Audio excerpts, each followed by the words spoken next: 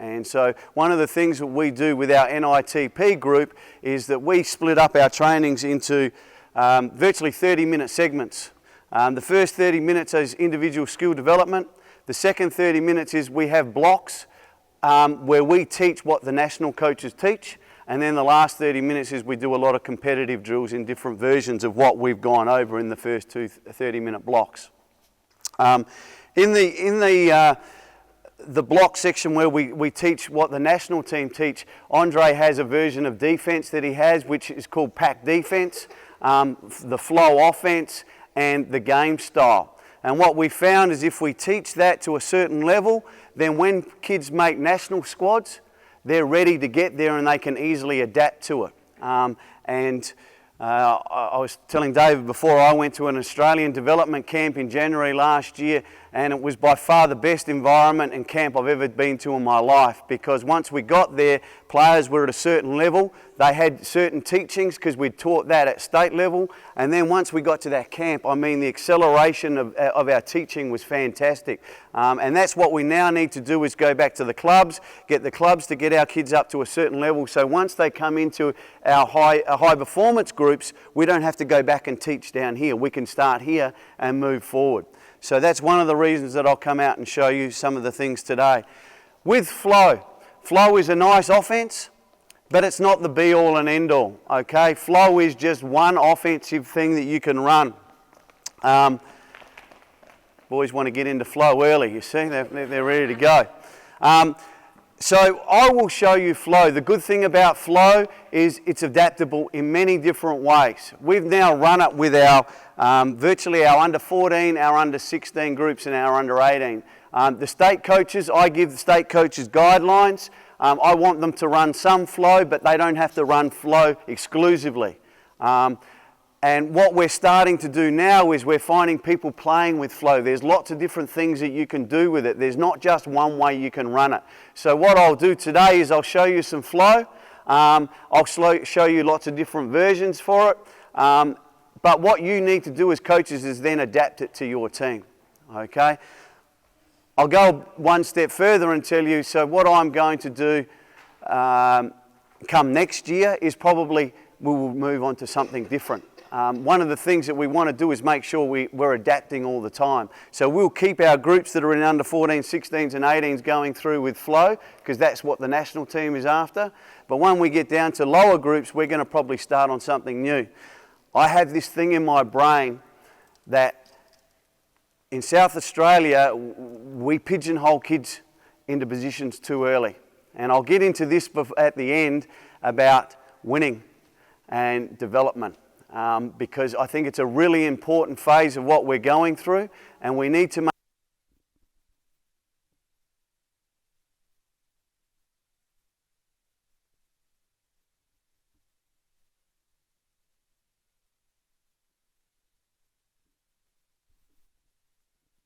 do as a state, and every club needs to do, okay? If they're going to do what's right for their kids, and that's, when it comes down to it, that's what this is all about.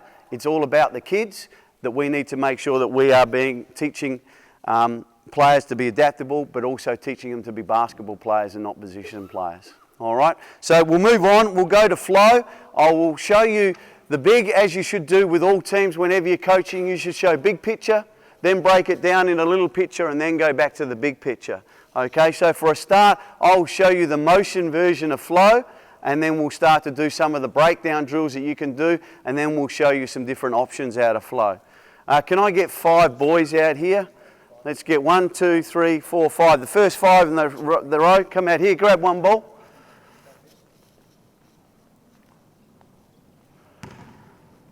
Riley, you're here with the ball. Fiston, we'll get you on the foul line. You're out in the wing. You're out in the wing. You trail here. So one of the easy ways that I've found to teach flow in the big picture is, if we're running out of, well, first of all, let me go back. The good thing about flow, to me, is there's only 2 positions. Okay, there's perimeter and interior. So at least we're breaking down some of those barriers. There's not 1, 2, 3, 4 and 5. There's 2 positions. You're either interior or you're perimeter. Okay, so in this group, we've got 1, 2, 3 are perimeter players, and we've got 2 interior players. If we've got this, and in this case, you've got the rebound and you've outletted it, and this guy's brought the ball up the court. What we want to do, we talk a lot about basketball is changing. In past years, it was all about whatever you do, get the ball to the one man and let the one man put his head down and dribble the ball up the court, and everyone goes, stop, stop, stop, wait, let's get into offense. That's gone, okay? Today, it's all about kick aheads and see how quickly we can get into offense and how quickly we can attack the basket. So anytime we get the ball, we want people to sprint the wings and we want to kick ahead. Okay, so in this position here, Riley's got it, we've kicked ahead to the wing, and we've got someone here, it might be a big, whoever's first down the floor, we call it rim run. We want this guy to run to the rim, not run to the low post, but run to the rim. Because the first thing that we want to look for is for, in this position, Fiston to seal me up, and we pass the ball straight in here, and for him to get a layup. That's ideally what we want. That's the first thing that we should look at. Pass back out, Fiston. In this case, Fiston's run to the rim. He can't get anything, so he'll go to low post. This guy, that once he's hit the ball to the wing, and again, you can do this in any version. This is my version. He's kicked ahead. We want him to sprint through and go to the opposite corner. Then the last man that trails comes down, and he comes down to the middle of the floor. So now we end up with 2 wings, a low post, and a corner man. We want this guy to look into the post. I usually give this guy 2 rules. If he catches it here, inside the paint, 2 feet in the paint, and we pass it in, we want him to operate and score. Pass it back out. If I bang him and he catches it outside the key, once he catches it, we have weak side action. Okay, and we'll go through that in a minute, all right? So the difference being, and players need to know, if you catch here, we want you to square up and watch the action on the weak side. If you catch it 2 feet in the paint, we want you to operate. Okay, ball back out to the wing there. So now we've ended up with Fiston in the low post. Now there's, again, lots of different ways that we can do it. The latest version that I've been teaching is that this guy catches it here, we want to look in the post. If there's nothing on, we want to look to hit to the top and get ball reversal. Now, hold on to it there.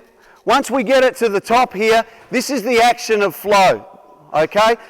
The wing guy, you back cut and go out to the other side. Now you dribble handoff with the corner. As that's happening, Fiston, you float high, you stay out wide. Fiston, you float high.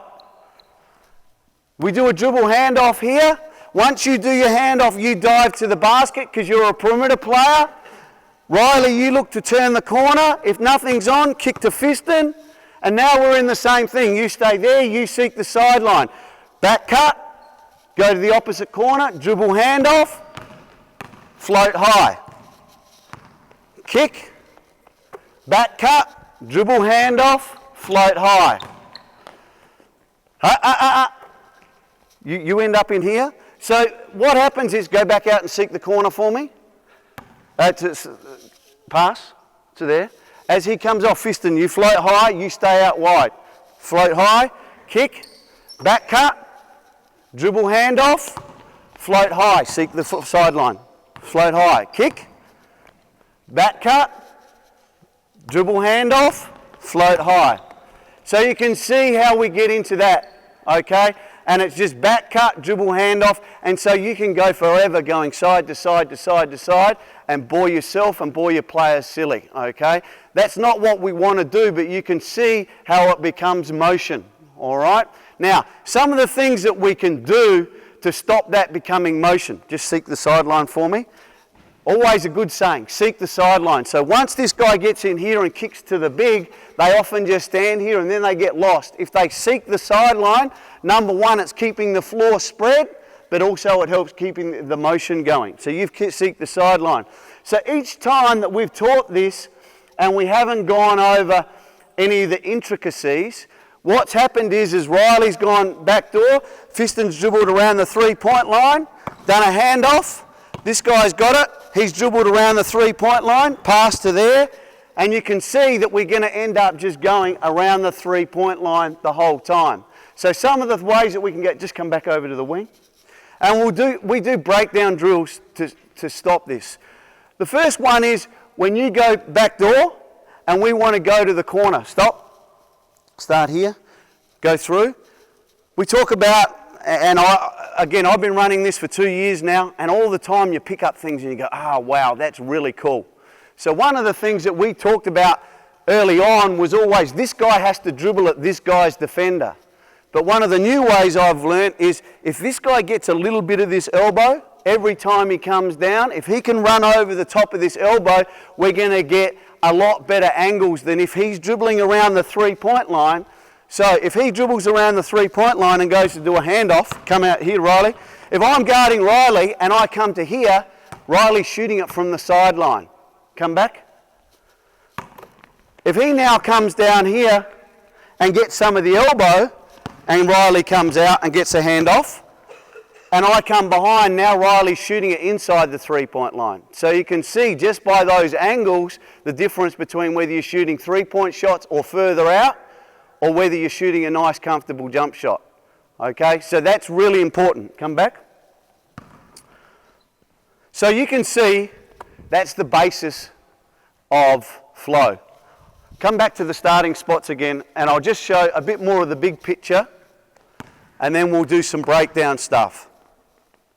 So I currently have a team that's just about to go to America, and I'm taking a bunch of 14 and 15-year-old boys. We're going to train 6 times before we go to America. We're going to play 12 games in 16 days. We're going to run flow offense. What I'll do now is demonstrate to you very quickly, this is how we're going to run it, okay? It's not the only way to run flow. It's certainly not how our national men's team runs it, but it's using all the basic principles. So Riley kicks ahead, Fiston goes to the basket, Riley goes through to the opposite corner, you trail down to the top, we kick, back cut, dribble handoff, Fiston comes high, you look to turn the corner there, kick it on, seek the sideline, and now we call this flip and follow. You flip to the wing, pass to the wing, and then follow it with an on-ball screen. You look to come high, you look to come off that on-ball, fist and you dive, and you come out of the corner. So we call so that we're not just going ad nauseum, going backdoor dribble handoff. So we go backdoor dribble handoff one side, and then we go flip and follow the other side. So we go straight into an on-ball screen. Come back to the start again. So I talked about post entry. We come down, we kick ahead, Fiston gets to the low post, you get to the corner, we get to here. Now, we obviously want to have a big emphasis on trying to get the ball to the low post. So the ball gets entered to the low post. As soon as the low post gets it, we want to have weak side action. The first thing that we talk a lot about is this guy making sure that he uses his footwork to see what's happening on the weak side. Okay? We don't want this because you can't make good passes. We want this so that he can see the action. And the action that we have is you dive and get 2 feet in here. As that's happening, you come down and set a screen for the corner man. Come here. You come out of the corner. Once he comes out of the corner, you dive, and then you dive here to the basket. So now we've got some weak side action. Go back again for me. Go back to the start. Kick the ball there. So we've come down, we post entry, dive, down screen, come off, replace in the corner, dive to the basket. If we can't hit any one of those, and here's a great teaching point, go back to the start again. This guy here, when he goes to the basket, when Fiston gets it there, the first time that you run this, he might get in here and get an open layup. But you can bet, if the team's any good, give it back, that the second time that we see this, come back out to the wing for me. The second time that we see this, his defender's going to be, oh, I know this is coming. So now, this guy can make cuts in 2 different ways. One is the jack system, the I'll be right, Jack, I'm not going to get the ball, so I'll just come in here like this and go out here. Or he can come in there like, I want this ball. And I call this a sacrifice cut. If he comes in here, Fiston, even if he doesn't get it, and he really wants it, he's going to get all the defensive attention. And if he gets all the defensive attention, that's going to get other guys open. But if he just wanders in here like, I'm not going to get the ball, so why should I go hard? Then he's not going to get any defensive attention. Okay, really important. Is a Phil Jackson saying, who's going to make sacrifice cuts? You make sacrifice cuts, you get other people open. Okay, so again, we come in here, we talk about the little things. You've got to get 2 feet inside the charge circle, because otherwise for this guy, it's easy to get here and go, I'm going back out there so I don't need to get in there. But if you come all the way in and you demand the ball, you get 2 feet in here, it allows for better spacing and better action over here, and then he can replace himself. Just come down and set that screen, go back out, come to here, you dive to the basket. Let's look at this, come back to here. Again, all these little teaching things. In basketball, even 5 years ago, this guy had to come down and set this screen, Riley would come off, this guy would roll this way and look to get to the basket. It's changed, okay? The game is always evolving, there's lots of different things. Come back. Just start underneath the basket for me again. We talk a lot about now about when they come in to set a screen, quick in, quick out. In the old days, this would be a big lumbering 6'8" guy, and he'd walk down here like this and set a screen, and then he'd look to go, and I'm going to roll. In these days, we talk about quick in, quick out, so we need him to sprint down here and set this screen. When he comes off, it's open up and go straight to the ball. Don't worry about rolling, so we call it quick in, quick out. Now, there is times when you can roll, especially if you've got your man on the back, but you'll find quick in, quick out makes for a lot quicker action rather than the old slow, I'm going to look to seal up that way. So we go in here, you go out, Riley comes up, you dive, we look for that. Now, if that's not on, and that's not on, you just come high, and we can't pass to him, then that guy now goes, well, everyone must be being defended really well if I can't make the pass. So now his opportunity is that he can take his man one-on-one, because there obviously can't be much help. Okay? So we talk about this guy gets it, he's looking for the first cut, bang, he's looking for the second guy coming up, second option. This guy dives to the basket, third option. If nothing's on, fourth option for him. Fifth option is a bailout pass to the guy at the top. He can kick it out to him, then he can come, because most times his defender is going to be down here anyway. So we call this a bailout pass. He can come and get it, then he can come up and set an on-ball screen. Again, the national thing is for him to come and set a punch screen, we call it. So if I'm defending him here, he'll come up and set it right behind me. Okay, and now this guy can come off either way. If I happen to be playing defense like that, he'll come here. If I'm playing like that, he'll come and set it here. But if I'm just playing him straight up, come up and really nail him on the backside, and we call that a punch screen, now he can come off either way. All right? Come back to the start again, guys. We'll zoom through this. So now we've had kick ahead, ball reversal, kick ahead, post entry. Okay? Kick. Go through to the corner again, go to the low post, kick out, back door, dribble handle, wait. So now if I'm playing defense in the corner and I know what's happening with Flo, as he's coming to get a dribble handoff, I'm here. Okay, I'm not going to let him go. So now we want to go back door. We always want to look for that pass, okay? We'll do some breakdowns in a minute for 2-on-2 so that we can look at lots of different options. But in this one, we find a really good, you can look to get that pass in there for a layup, and we get a lot of it. If that's not on, Riley puts his head under the basket, you fade high like you normally would, you would now pass out to him, and then down screen here, now Riley can come out off of this and look for a shot. So the offense breaks down a little bit, but we call that pin down. Riley can catch and shoot here, you can get open. If nothing happens, and we can't hit either of those, back door, dribble handoff, or flip and follow, or anything else you like. So you can see the offense just keeps going, revolving around and round. So that's pretty much the big picture. There's lots of different other options off of there, but we'll now go through and I'll show you some breakdown drills that you can run out of the offense just to get kids attuned to what we're trying to do. Yeah, go right. Does anyone have any questions on that big picture? If I'm talking too quick or going too fast, by all means, just ask questions, okay? More than happy to answer. Okay. So what we do a lot of is we do a lot of 2-on-2 to get the dribble handoff happening. If you can master the dribble handoff, you'll find that it makes the offense really good. Just come out to the top, go to the corner. You can go in the corner too. Quick, go. Okay, first thing, spacing. So we talk a lot if there's a guy on the wing and we always know he's going to do the back door. Okay, so let's look at the dribble handoff.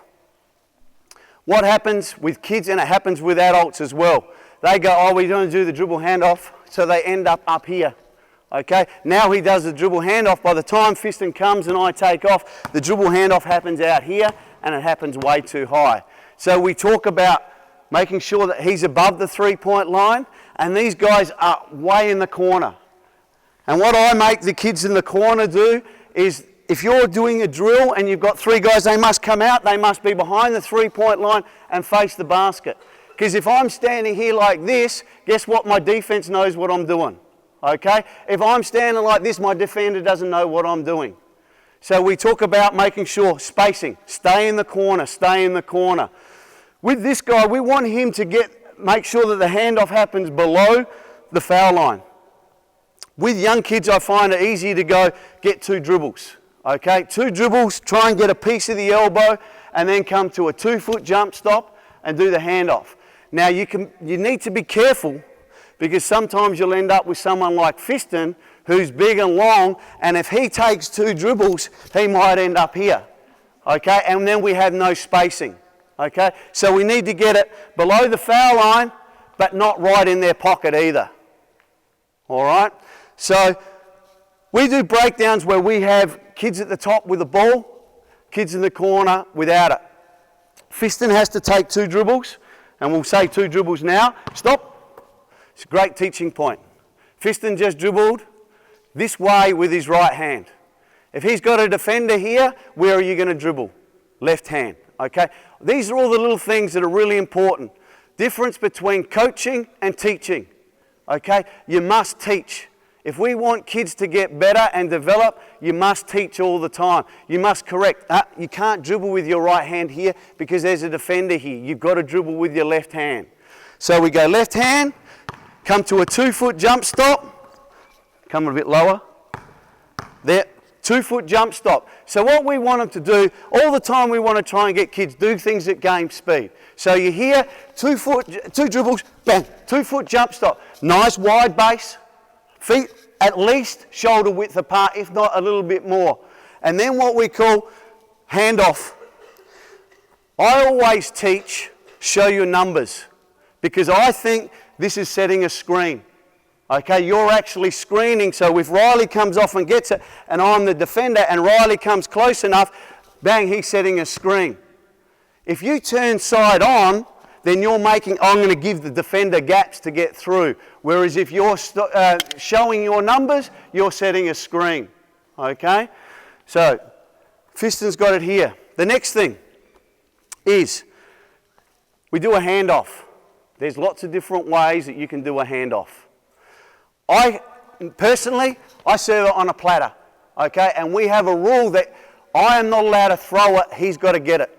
Because otherwise, come back, as he's coming towards me and I throw it up, he'll bobble the ball, he'll do all sorts of things. If I've got it here on a platter and he comes and takes it off me, everyone knows exactly what's happening. Okay? And that is the guy coming out of the corner is going to take the ball. I'm not throwing it up, I'm not throwing it at him, he's taking it. Now, some coaches will say you've got to have north-south and hold on to the ball to let him get it. There's lots of different ways to do it. None of them are right, none of them are wrong, it's just what your personal preference is. For us at NITP, we let kids try all of them, okay? Because I want kids to be adaptable and work out what feels comfortable for them. As a coach, and depending on what grade you're coaching, you need to make those decisions on whether you want to be very specific or whether you want to let them try different things, okay? So we serve it on a platter. The guy in the corner, when Riley's coming out of the corner, I talk a lot about, my saying is, wait, explode. What happens as he starts to come, this guy wants to go. So he starts to edge, and then go. So he's letting his defender know, I'm coming, this is what I'm doing, I'm coming off of here. If he waits in the corner, wait, go, and explodes, it makes all the difference. And what I talk about, if I'm defending Riley, and he's one step in front of me, he's in control. Okay? The best way to defend this is if I'm a defender, we call it busting through. So as Riley comes, I'm here. As he comes together, I'm just going to come straight through with him. That's the best way to defend this, once you get to a certain level. With kids, a lot of kids will just go behind and dare him to shoot it. But if we're coaching for long term and the right way, then we won't go underneath. So what we want Riley to do is to make that one step. Now, if he's one step ahead of me, I have to make a decision. Am I going to try and go underneath and meet him there? He might catch it and go back that way. He might catch it and shoot it. If I'm going to follow him, he's going to turn the corner and get to the basket. So you can see if he makes that one step, he's got a big advantage over. So what we do a lot of, give the ball back, is to try and get them active in this. We'll say, okay, we're in the corner. Riley, I want you to go, wait, explode, and I want you to get the ball and take one dribble, turn the corner, jump shot. So now he gets it, takes one dribble, jump shot. You get the rebound, you go out to that line, Fiston, you go to that line, and we just keep going over and over in that drill. What we do, and I give them a menu, we probably go through 6 or 7. And look, you can keep expanding. But we will go, the first guy, we want you to come, one dribble, jump shot. Now we want you to, we call it snatch and grab. Come back up here. Again, and all the time as coaches, we're looking to learn what are other players doing, what are other coaches doing, because we can always learn. So we learnt this at national team. I went to the national team trials, and Brad Newley, who was an unbelievable athlete, was doing flow in the corner, and as he came, his player went to here and tried to get around to meet him here. So he grabbed it, snatched it, and got to the basket. So we called it snatch and grab, snatch and throw down. So he was literally in this position, catching it, throwing down. Of course, he's an unbelievable athlete, but he could get on the rim before his defender could come back. So we have lots of different moves. We can come and get the handoff, turn the corner, get the handoff. I go behind. Riley's going to take one step back and shoot it. We can snatch and grab, get to the basket. We can do, Riley gets in here, gets to here, his defender goes, now he retreat, dribbles back, his defender goes at him, now he dribbles in and goes and pulls up for a shot. Come back for a sec, Riley. So, brings me on to the next point. When Riley gets this handoff, if he gets the handoff here and takes one dribble and then kicks it to the next guy, we're going to end up going around the 3-point line. Okay, just ad nauseum. Come back. So what we talk a lot about is getting 2 feet in the paint. So as Riley gets this and he looks to turn the corner, if he can get 2 feet in here, if nothing's on, he can retreat dribble and then kick it on. But we want to explore. Can he turn the corner? Can he look to get in here? Can he make a little pass to Fiston as he dives to the basket? But what a lot of players do is they'll come off and go, oh, we want to get ball reversal, so they'll just go here and pass it. And you can imagine if you do that both sides, you're just going round and round in circles and not really trying to attack the rim. And it's the danger of running flow is exactly that you just come off and you're not looking to score. Remember, when we run offenses, we run them for a reason, and that is to try and score. All right? So we do a lot of this of just breakdown 2-on-2, teaching them how to read. We'll go through 4 or 5 moves and then play 2-on-2 and just let them play. And what we might say to them is, what I found a great way for kids to discover things is take things away. Okay, so we're going to go 2-on-2 out of the corner. Defense, we want you to try and bust through. You're not allowed to go behind. We want the players to read it. Now we'll say, okay, we're playing 2-on-2. We want the defender to go behind, so that we can create scenarios so that players have to discover things and try and do things. We try and make sure that we allow them to play a lot, because you'll be amazed how much the players can actually show you. Okay, it's not all about us showing them how to do things. If you let them do this and you let them play, after a while they'll start to discover things, and you'll go just like we did with Brad Newley. Oh wow, that's a great thing to add in there, because believe me, kids watch NBA, kids watch other basketballers. They're